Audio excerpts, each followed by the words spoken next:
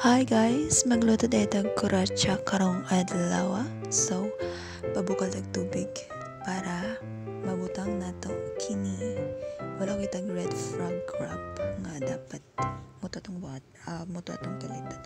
So kanina lang.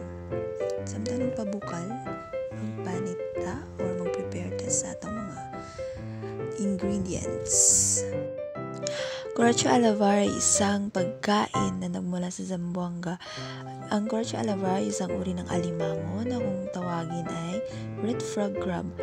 At yung sauce niya ay ginawa or nagmula sa gata, luya, sili at iba pang mga ingredient. By the way, ang pangalang Coracha ay nagmula kina Teresa Miguel Alavar noong 1970s pa. So, ang Coracha ay mula sa Chavacano term na kung saan ay cockroach o ipis.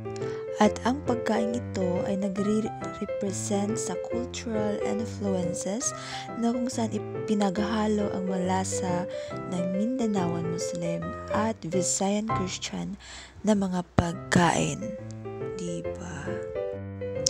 So ngayon, ilalagay na natin ang gata at ibang mga panlasa.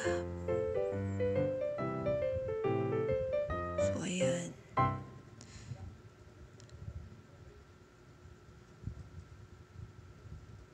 Wow! O, diba inaamoy pa?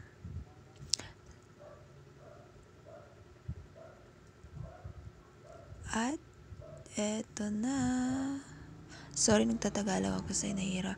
Hindi naman sa nahihirapan, yung parang nabubulol-bulol ako pag, nagbibisaya. So, ayan, nilalagay na natin sa lalagyan. So, ayan na. Yun.